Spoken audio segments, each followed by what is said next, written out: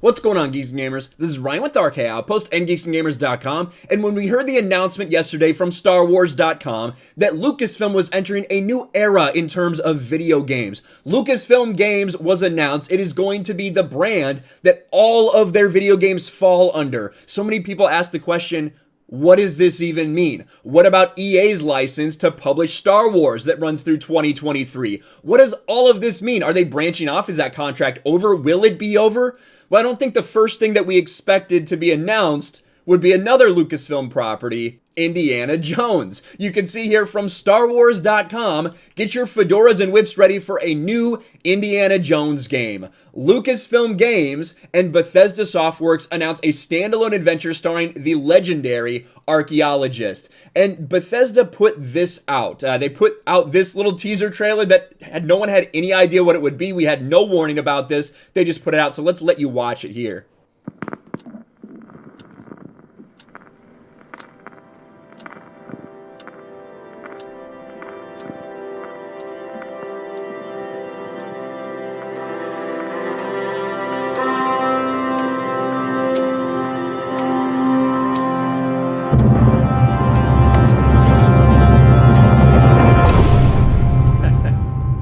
So there you go. As people were watching that, they're like, what is this? Once they saw Machine Games, they thought it's a new Wolfenstein game. Well, then you see this camera that's marked Lucasfilm Games, and of course, you see the hat and the bullwhip. And it was all over from there. Indiana Jones is going to be coming from Bethesda. Again, from Machine Games, published by Bethesda, but falling under the Lucasfilm Games brand name.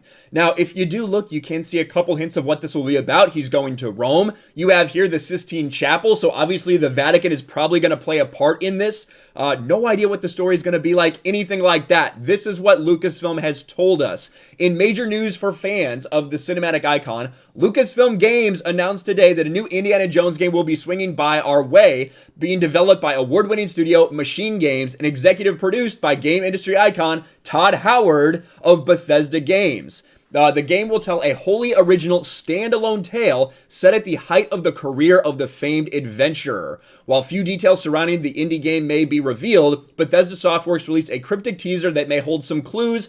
Take a look for yourself and follow Lucasfilm Games and Bethesda for more information.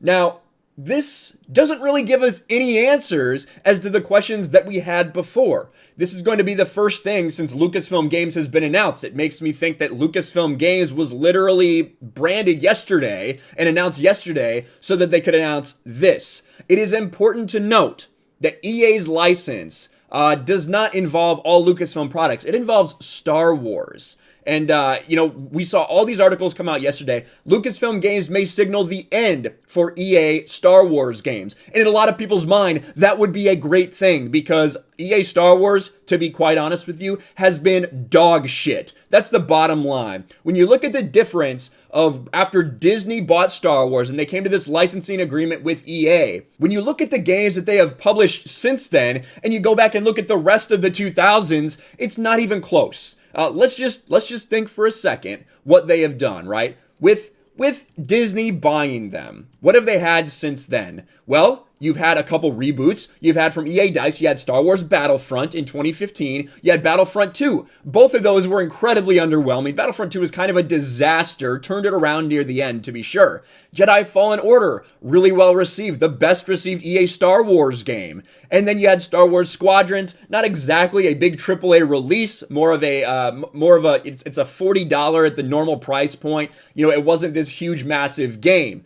And then you also had the mobile game. I forget what it's called. The mobile game that makes a shit ton of money for EA and for Lucasfilm. What did we have before that? Let's take a look and remember what Lucasfilm Games used to be. Because before it was LucasArts, they were Lucasfilm Games. This is a real rebrand, going back to their roots. Lucasfilm Games actually developed games, not just published. And you can see all through the 80s, Lucasfilm Games developed quite a few games until they became LucasArts. Now then, LucasArts with that rebrand continued to develop games until they realized that we're developing all of these games. Look at all these through 97, right? A lot of these are little ones, things that are much different. Some of them are FPSs, some of them are strategy games, some of them are fighting games. Look at all the content they put out in the 90s. But then they realized maybe it's a better idea if instead of publishing or instead of developing, maybe we become a publisher. And that's exactly what they did. They started reaching out to so many people, so many developers, where they would publish the game. LucasArts would go ahead and publish the game while so many other people did the development. And that's when you have things like Knights of the Old Republic, Jedi Academy. See, Knights of the Old Republic was done by BioWare. Jedi Academy done by Raven Studios and Vicarious Visions. Obsidian, Knights of the Old Republic 2. And you have all of these incredible games that come out in the 2000s. Look at this. Literally just dozens and dozens of games when you look starting at 2000 all the way down through 2013 when they entered that exclusive deal with EA. And it was a shame because we know 1313 got taken down, but the question remains, what does Lucasfilm Games mean? Does this mean they will be ending with EA? We saw now the first Lucasfilm game isn't even a Star Wars game, right? The Lucasfilm Games brand, the first thing that it's really taking credit for and that it's going to be promoting is an Indiana Jones game, which of course falls under Lucasfilm's umbrella. Personally, after talking to a couple people and hearing their thoughts, people do think that that contract is going to end, and they're hoping that what Lucasfilm Games represents is getting back to the roots, kind of like LucasArts, and deciding that instead of developing all of these things ourselves, why don't we just go to the best developers and have them make these games, and then, whoever is best equipped for it can publish it.